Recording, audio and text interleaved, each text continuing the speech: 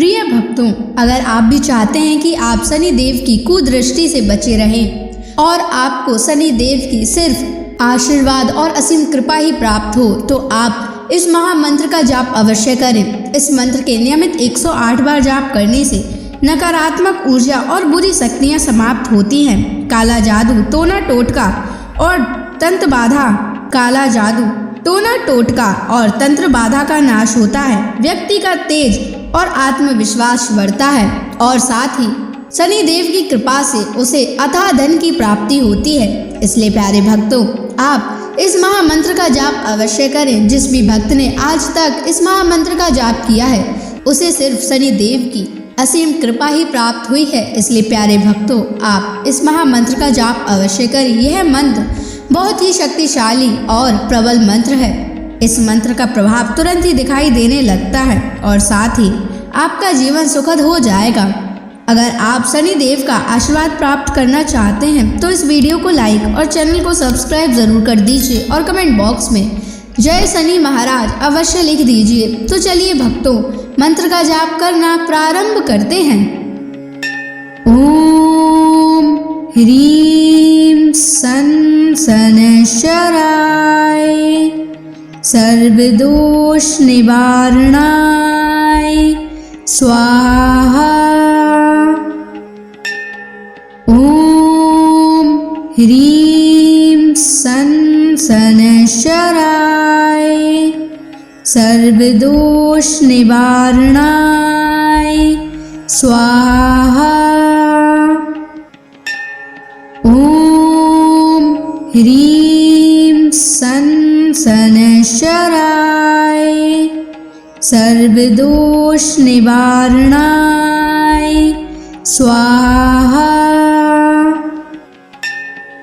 ओम ह्रीं सन शनैश्चराय सर्वदोष निवारणाय स्वाहा। ओम ह्रीं सन शनैश्चराय सर्वदोष निवारणाय स्वाहा।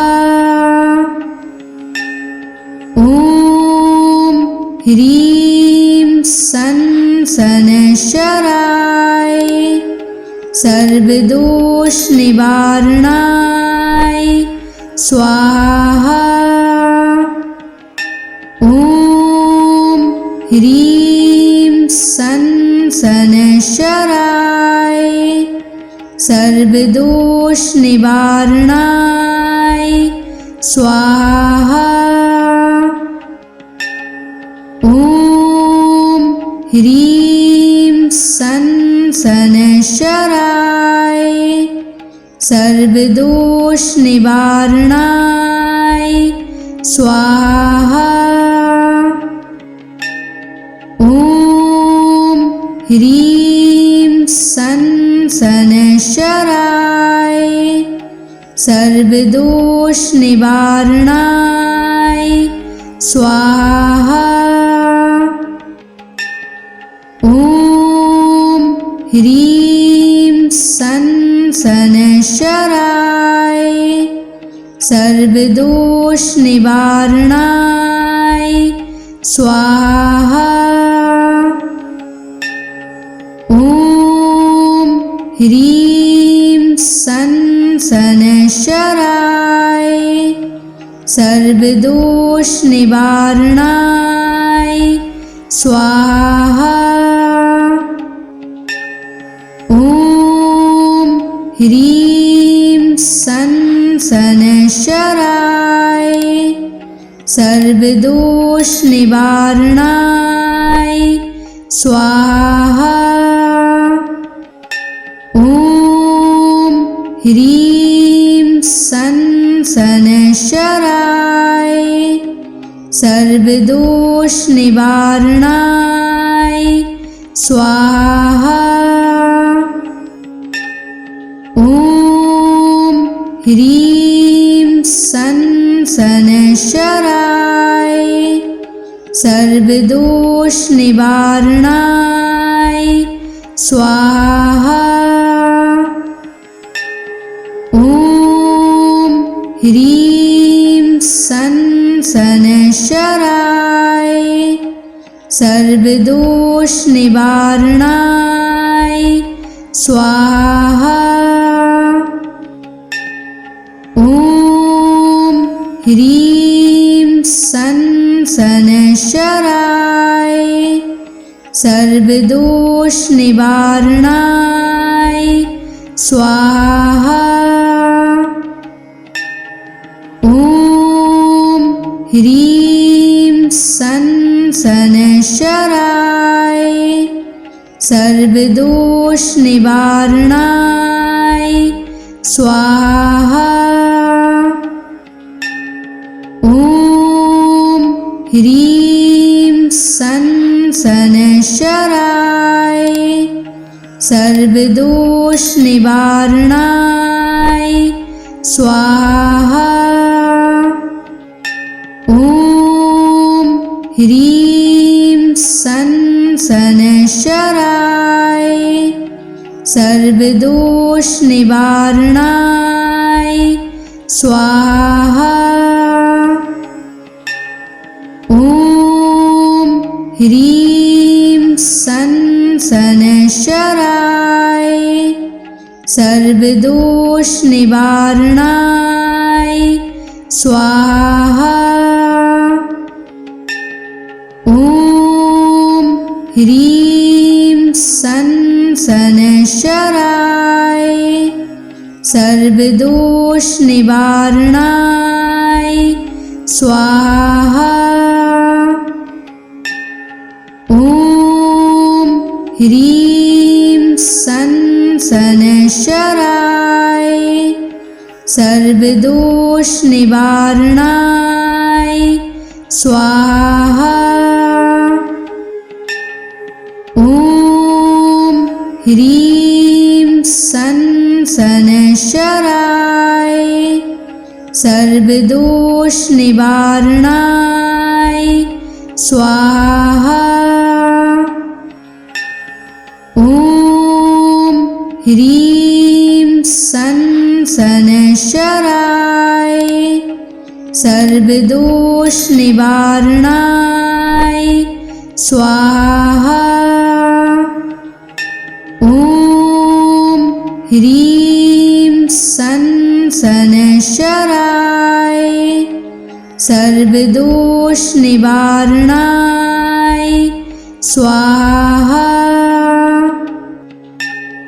ॐ ह्रीं सन् शनैश्चराय सर्वदोषनिवारणाय स्वाहा। ॐ ह्रीं सन् शनैश्चराय सर्वदोषनिवारणाय स्वाहा।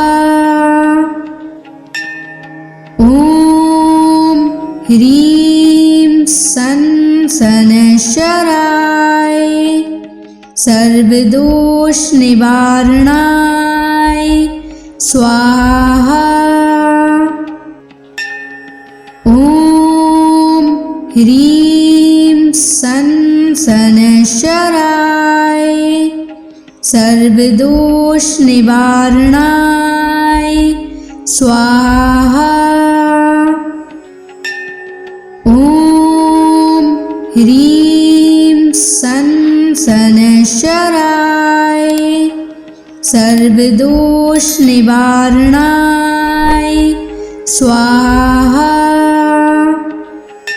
ॐ ह्रीं सन् शनैश्चराय सर्वदोषनिवारणाय स्वाहा।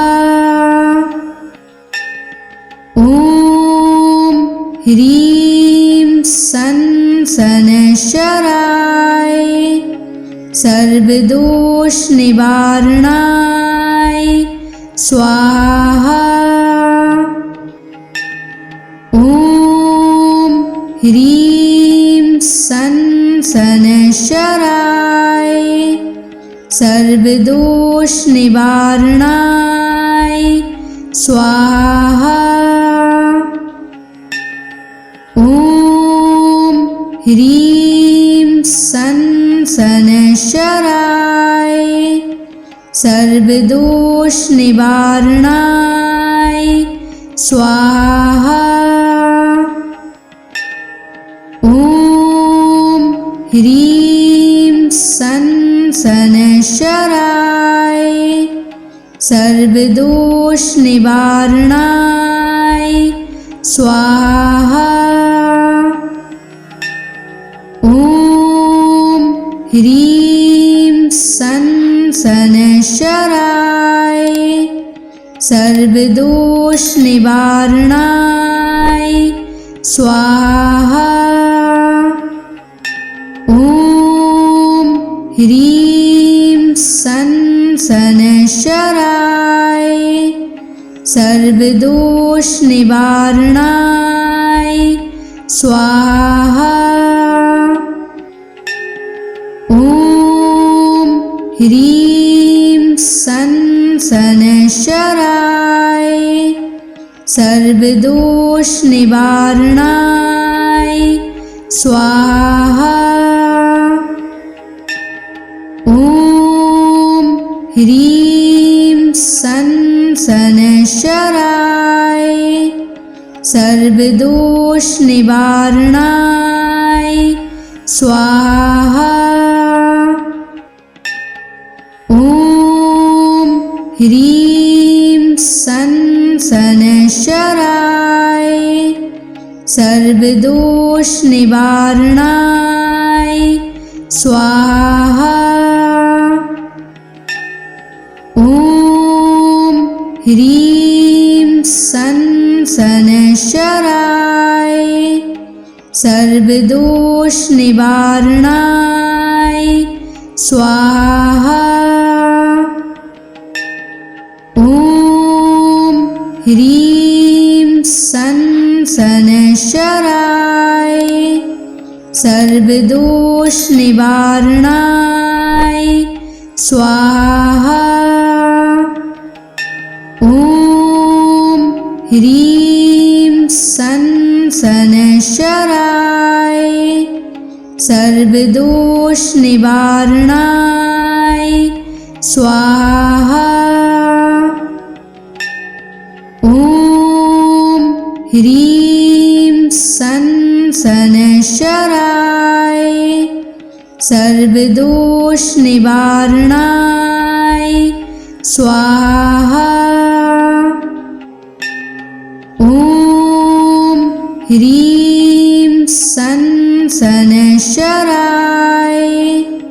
सर्वदोष निवारणाय स्वाहा।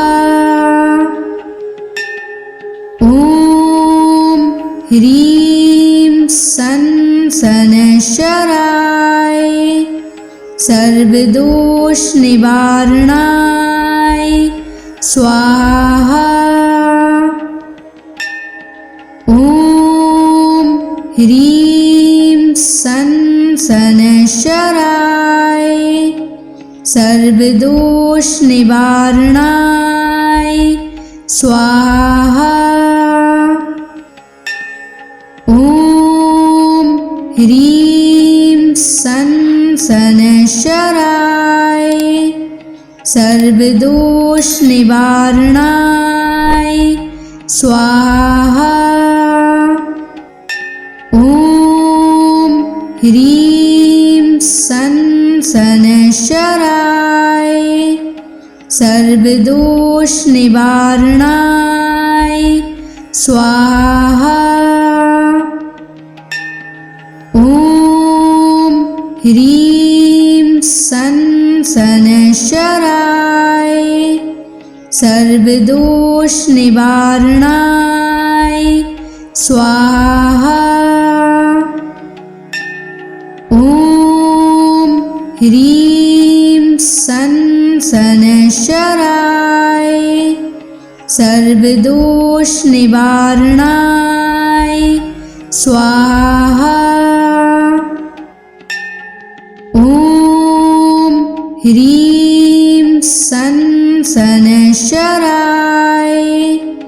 सर्वदोष निवारणाय स्वाहा। ॐ ह्रीं सन शनैश्चराय सर्वदोष निवारणाय स्वाहा। ॐ ह्रीं सन शनैश्चराय सर्वदोष निवारणाय स्वाहा। ॐ ह्रीं सन शनैश्चराय सर्वदोष निवारणाय स्वाहा। ॐ ह्रीं सन शनैश्चराय सर्वदोष निवारणाय स्वाहा। ॐ ह्रीं सन शनैश्चराय सर्वदोष निवारणाय स्वाहा। ॐ ह्रीं सन शनैश्चराय सर्वदोष निवारणाय स्वाहा। ॐ ह्रीं सन शनैश्चराय सर्वदोष निवारणाय स्वाहा। ॐ ह्रीं सन शनैश्चराय सर्वदोष निवारणाय स्वाहा। ॐ ह्रीं सन शनैश्चराय सर्वदोष निवारणाय स्वाहा। ॐ ह्रीं सन शनैश्चराय सर्वदोष निवारणाय स्वाहा। ॐ ह्रीं सन शनैश्चराय सर्वदोष निवारणाय स्वाहा। ॐ ह्रीं सन शनैश्चराय सर्वदोष निवारणाय स्वाहा। ॐ ह्रीं सन शनैश्चराय सर्वदोष निवारणाय स्वाहा। ॐ ह्रीं सन शनैश्चराय सर्वदोष निवारणाय स्वाहा। ॐ ह्रीं सन शनैश्चराय सर्वदोष निवारणाय स्वाहा। ॐ ह्रीं सन शनैश्चराय सर्वदोष निवारणाय स्वाहा। ॐ ह्रीं सन शनैश्चराय सर्वदोष निवारणाय स्वाहा। ॐ ह्रीं सन शनैश्चराय सर्वदोष निवारणाय स्वाहा। ॐ ह्रीं सन् शनैश्चराय सर्वदोषनिवारणाय स्वाहा। ॐ ह्रीं सन् शनैश्चराय सर्वदोषनिवारणाय स्वाहा। ॐ ह्रीं सन् शनैश्चराय सर्वदोषनिवारणाय स्वाहा। ॐ ह्रीं सन् शनैश्चराय सर्वदोषनिवारणाय स्वाहा। ॐ ह्रीं सन् शनैश्चराय सर्वदोषनिवारणाय स्वाहा। ॐ ह्रीं सन् शनैश्चराय सर्वदोषनिवारणाय स्वाहा। ॐ ह्रीं सन् शनैश्चराय सर्वदोषनिवारणाय स्वाहा। ॐ ह्रीं सन् शनैश्चराय सर्वदोषनिवारणाय स्वाहा। ॐ ह्रीं सन् शनैश्चराय सर्वदोषनिवारणाय स्वाहा।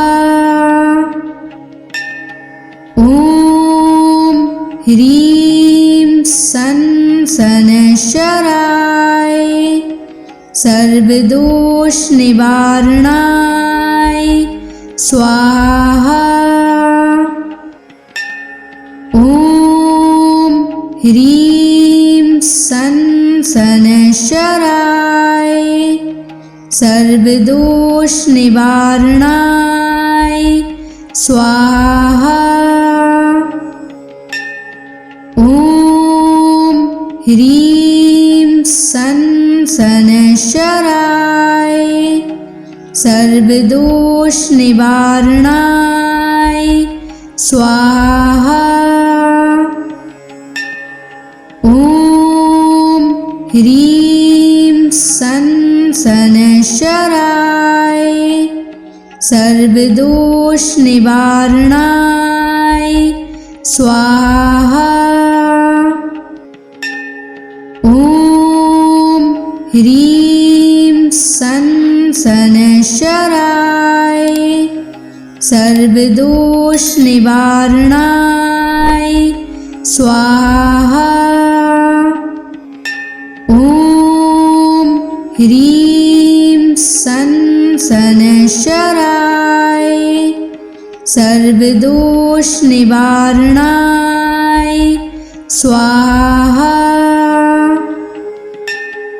ॐ ह्रीं सन् शनैश्चराय सर्वदोषनिवारणाय स्वाहा।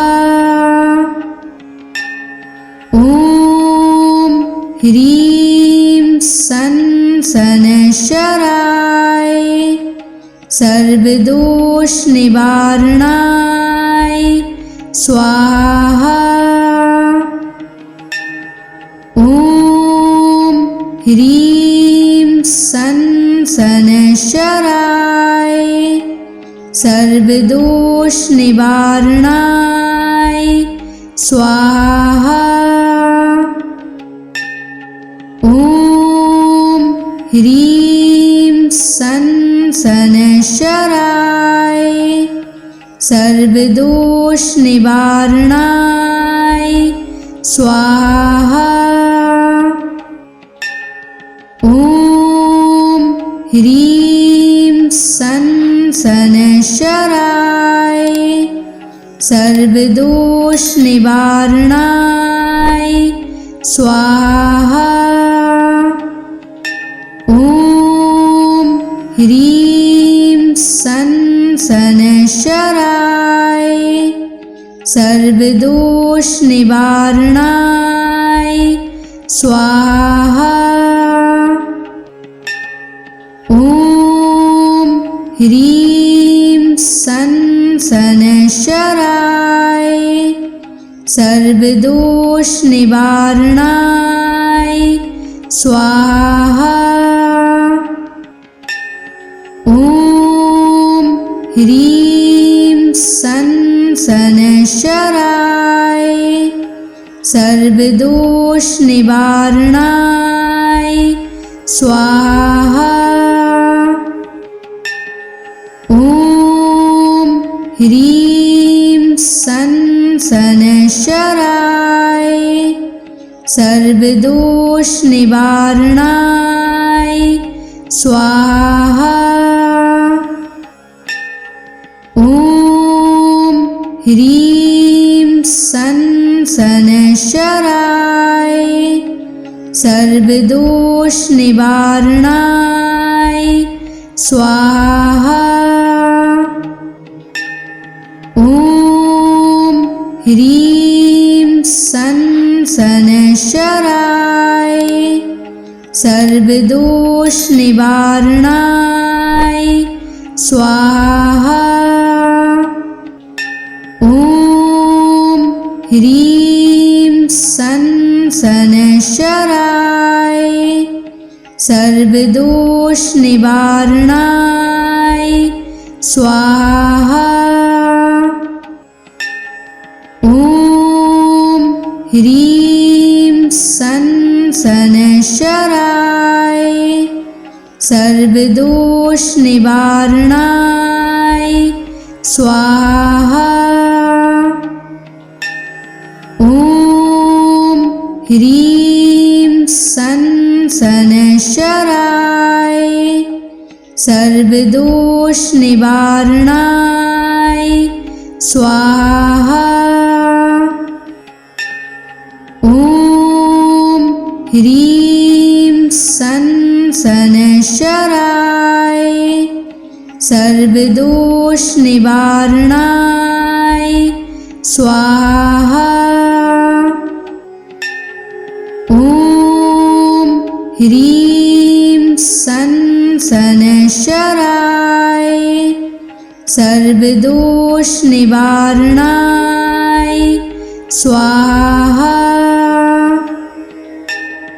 ॐ ह्रीं सं शनैश्चराय सर्वदोष निवारणाय स्वाहा। ॐ ह्रीं सं शनैश्चराय सर्वदोष निवारणाय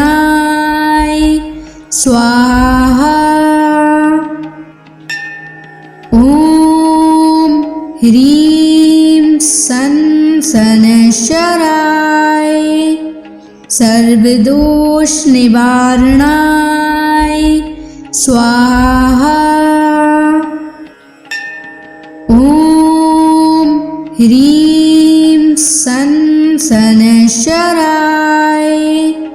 सर्वदोष निवारणाय स्वाहा। ॐ ह्रीं सं शनैश्चराय सर्वदोष निवारणाय स्वाहा। ॐ ह्रीं सं शनैश्चराय सर्वदोष निवारणाय स्वाहा।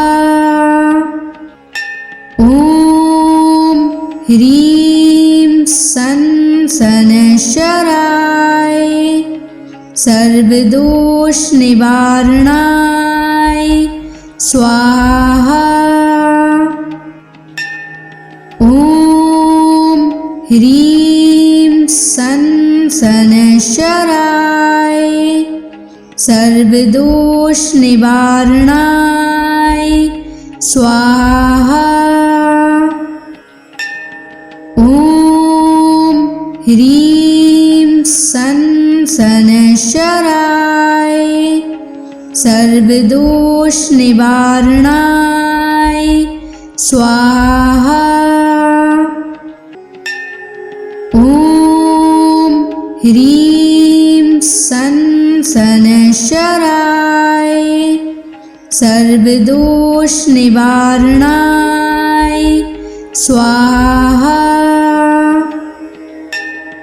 ॐ ह्रीं सन शनैश्चराय सर्वदोष निवारणाय स्वाहा। ॐ ह्रीं सन शनैश्चराय सर्वदोष निवारणाय स्वाहा। ॐ ह्रीं सन शनैश्चराय सर्वदोष निवारणाय स्वाहा। ॐ ह्रीं सन शनैश्चराय सर्वदोष निवारणाय स्वाहा। ॐ ह्रीं सन शनैश्चराय सर्वदोष निवारणाय स्वाहा। ॐ ह्रीं सन शनैश्चराय सर्वदोष निवारणाय स्वाहा। ॐ ह्रीं सन शनैश्चराय सर्वदोष निवारणाय स्वाहा। ॐ ह्रीं सन शनैश्चराय सर्वदोष निवारणाय स्वाहा। ॐ ह्रीं सन शनैश्चराय सर्वदोष निवारणाय स्वाहा। ॐ ह्रीं सन शनैश्चराय सर्वदोष निवारणाय स्वाहा। ॐ ह्रीं सन शनैश्चराय सर्वदोष निवारणाय स्वाहा। ॐ ह्रीं सन शनैश्चराय सर्वदोष निवारणाय स्वाहा।